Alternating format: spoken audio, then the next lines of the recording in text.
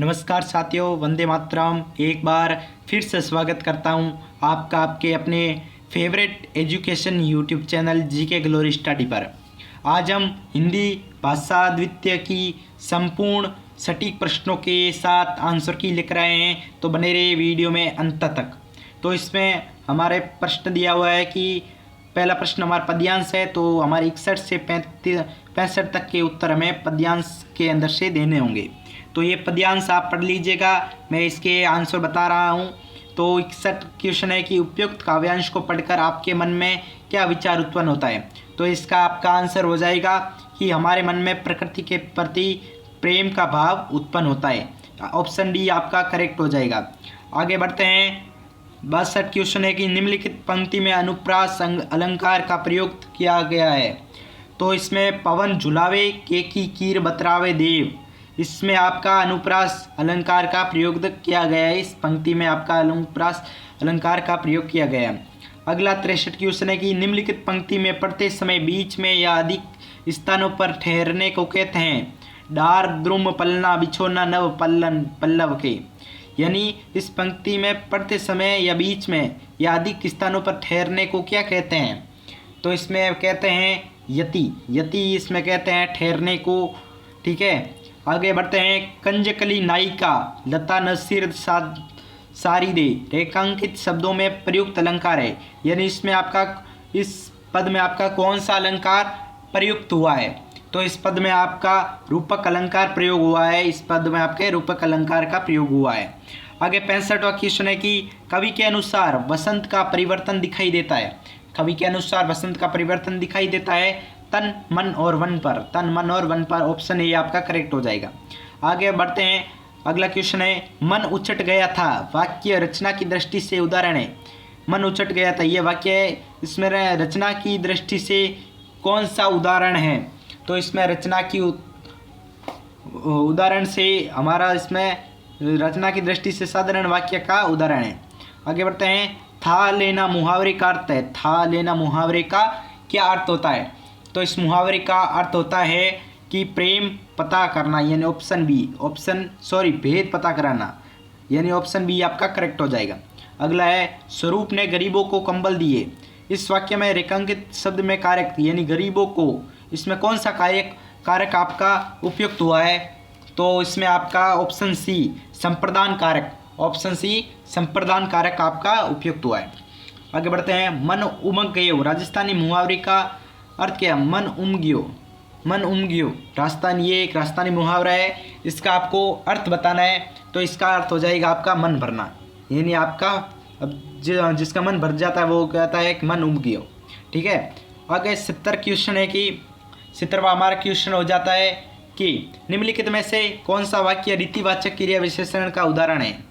तो इसमें option A लक्षित बहुत धीरे धीरे चलता है। लक्षित बहुत धीरे धीरे चलता है।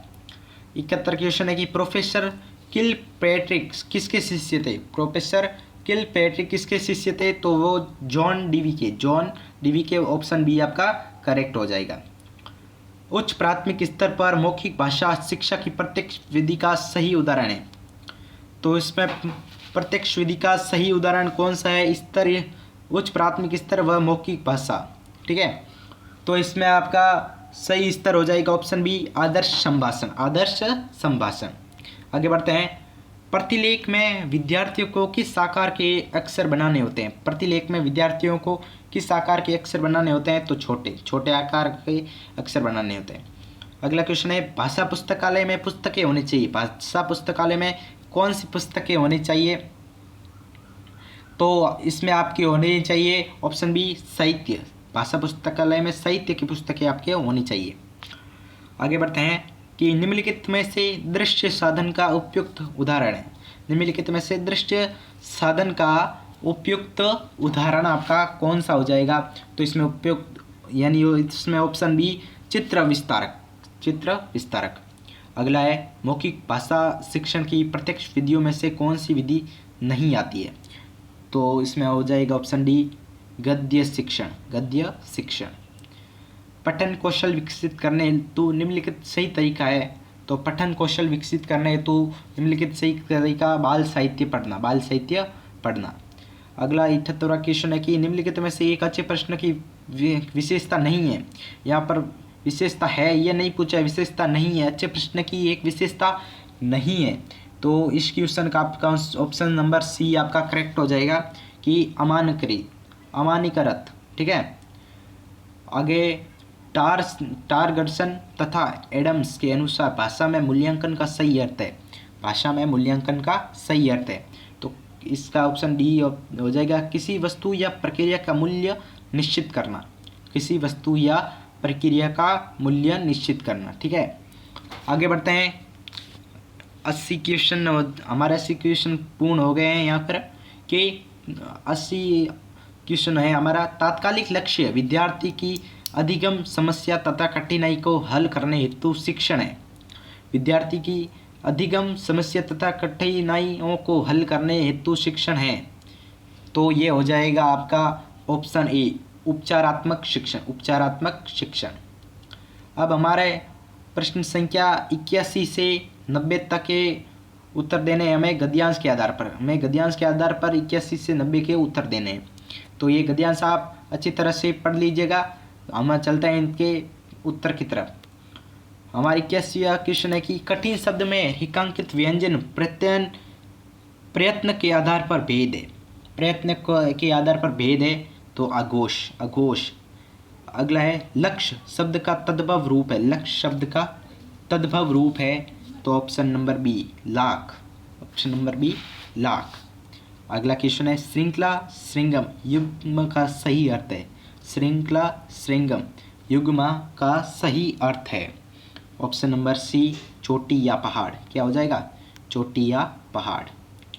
अगला है निम्नलिखित शब्द इक प्रत्यय के सही उदाहरण है।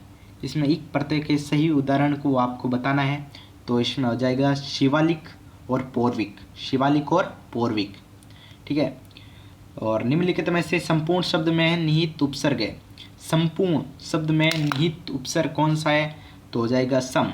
क्या हो जाएगा? सम। और निम्नलिखित में से किस शब्द में गुण संधि है? किस शब्द में गुण संधि है? तो इसमें आपका ऑप्शन नंबर डी महोदधी, ये आपका इसमें गुण संधि है। ठीक है। आगे बढ़ते हैं कि निम्नलिखित सामासिक पद तत्पुरुष समास का उदाहरण है। निम्नलिखित सामासिक पद तत्पुरुष समास का उदाहरण है, तो इस पे हो जाएगा आपका option number B, Himalaya. Option number B, Himalaya. ठीक है। और अगला क्वेश्चन है शब्दकोश क्रम की दृष्टि से निम्नलिखित शब्द सही व्यवस्थित है। शब्दकोश क्रम दृष्टि से निम्नलिखित शब्द सही व्यवस्थित है, तो इसका आंसर हो जाएगा आपका ऑप्शन नंबर ए, अपर और कालिदास। अपर और कालिदास। 90वां क्वेश्चन है कि वर्तनी की दृष्टि से शुद्ध शब्द है। वर्तनी की दृष्टि से शुद्ध शब्द पूछा गया है, तो ऑप्शन नंबर सी, श्रृंखला। ये वर्तनी की दृष्टि से आपको पूछा गया है शब्द, सही शब्द। और आखिरी क्वेश्चन है हमारा कि कर्ण दानवीर थे, इस वाक्य में प्रयुक्त रेखांकित शब्द है, तो विशेषण। आंसर हो जाएगा विशेषण। ये थे आज के हमारी भाषा हिंदी भाषा 2 की आंसर की। उम्मीद है आपको वीडियो पसंद आया होगा। वीडियो पसंद आया तो वीडियो को लाइक और चैनल को सब्सक्राइब करके नोटिफिकेशन को ऑल पर सेट कर दीजिए, जिससे आने वाली सभी नई वीडियो की नोटिफिकेशन आपके पास सबसे पहले पहुंचे। Thank you. जय हिंद, जय भारत। Thank you.